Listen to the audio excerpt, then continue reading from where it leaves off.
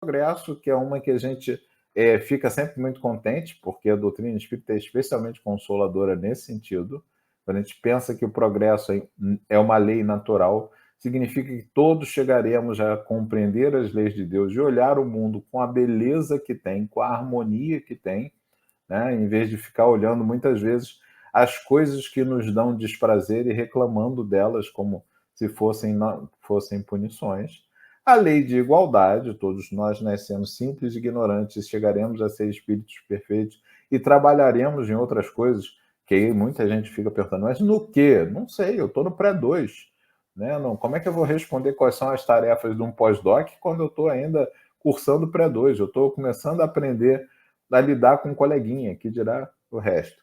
E a 10ª lei, que sempre chama muita atenção, porque Kardec junta numa só lei de justiça, amor e caridade. Lembrando que essas coisas não são coisas disjuntas, porque ter justiça é não fazer ao outro aquilo que eu não quero que me façam. Né? Ter caridade é fazer ao outro aquilo que eu quero que me façam, então é o outro lado da mesma moeda. Às vezes a gente põe essas coisas como se fossem oposições, no sentido de quem é justo é rígido, é firme, etc., e não é isso, e quem é caridoso é bobo, deixa que tudo aconteça.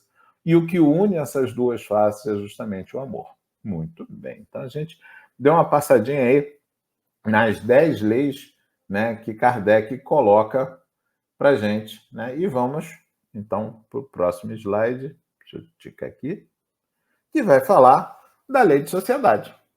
Pois bem, primeira coisa na lei de sociedade que a gente vai ver é a necessidade da vida social. Né? A gente precisa da vida social, já comecei a falar disso antes, uma vez que a gente não consegue dar conta das coisas sendo sozinhos, nem no sentido de sobrevivência e muito mais no sentido cultural, do aprendizado, do relacionamento, de mudar socialmente. Então a gente procura, né, uns aos outros, porque é desse jeito que faz. Não somos só nós. Existem vários animais no planeta que, antes mesmo de ter consciência, já buscam os grupos, ou seja, eles já são animais gregários. Eles se juntam em grupos para sobreviver. Então, por que isso? Eles estão buscando, de algum jeito, o bem-estar, porque os animais são movidos por um tipo de pensamento assim. Eles vão buscar aquilo que é bom para eles e evitar aquilo que é ruim. Nós também. Só que a consciência da gente permite que a gente direcione essa energia no sentido de buscar um prazer maior no futuro do que experimentar o prazer imediato. Então, a gente consegue pensar em assim, não, eu serei honesto porque isso vai me trazer um bem-estar muito maior no futuro do que eu ser desonesto e depois ter que lidar com, né, uma sociedade corrupta, ter que lidar com a prisão, ter que lidar com tudo isso. Então, eu consigo postergar isso e dizer, não, eu vou ser honesto, porque se todos formos honestos, a sociedade será melhor. Né? Isso é até gritante, porque essa é a promessa que o mundo de regeneração traz para a gente. Né? Quando a gente vai ler as classificações dos mundos, o mundo de provas e expiações e o mundo de regeneração, o que muda é que no mundo de regeneração as pessoas ainda muito não são perfeitas, mas todas elas vão começar a buscar o bem de todos. E quando você busca o bem de todos, a vida fica muito mais fácil e mais agradável, e o mundo se torna muito mais acolhedor para se viver. É o que vem a gente precisando. Né?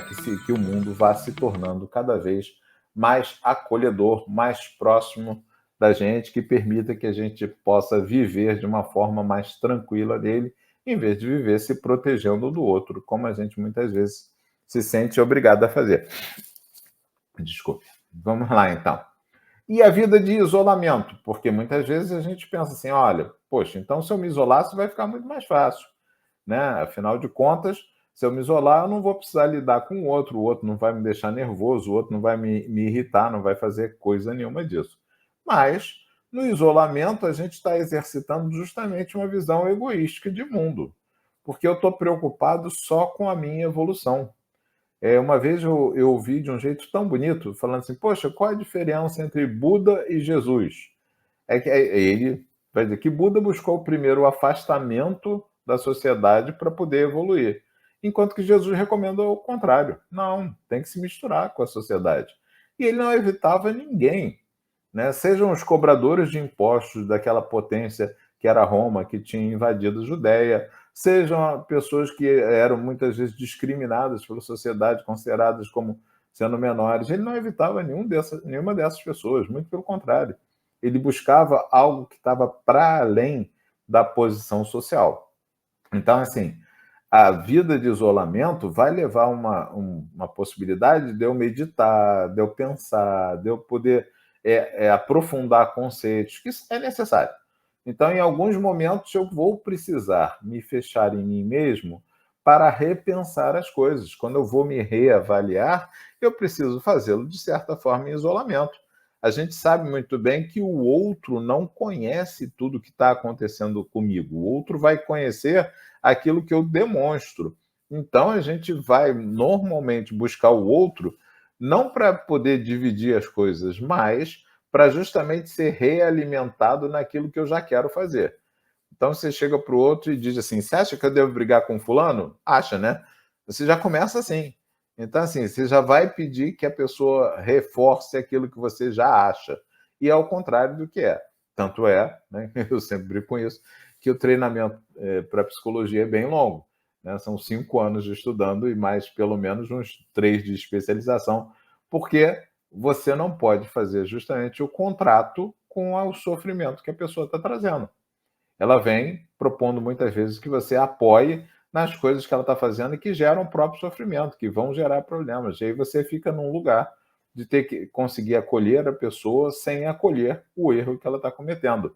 Porque muitas vezes isso se mistura para a gente de um jeito que você acha, não, se não concordar com o meu erro é porque não concorda comigo. Isso é sempre bom da gente pensar.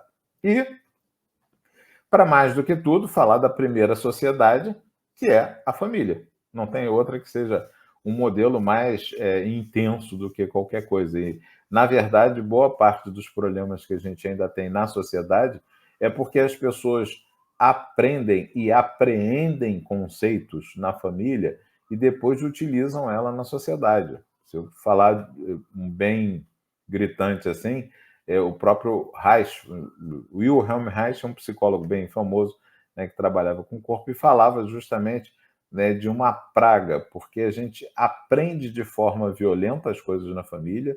Durante um bom tempo a educação era restritiva, a educação sempre foi, era bondade minha, né? Muitas pessoas ainda apelam para isso. A educação era violenta, a educação era de castigos até físicos, etc. E o que a gente fazia? A gente submetia na primeira infância, porque não tem jeito, uma criança não vai conseguir se opor a essas leis, e saía para a sociedade repetindo esse mesmo modelo. Então, se você pensar direito, muitas vezes as pessoas, né, no seu trabalho, né, repetem um modelo de submissão nas diversas instituições, muitas vezes até mesmo dentro de centros de espíritas, a gente vê uma hierarquia muito forte, uma submissão às coisas, que a gente precisa estar sempre atento, porque a hierarquia é boa quando está a serviço de alguma coisa que todos concordam. Quando a hierarquia está a serviço das questões pessoais, das questões egoísticas, ela passa a ser ruim. E a gente precisa brigar com ela, a gente precisa discutir.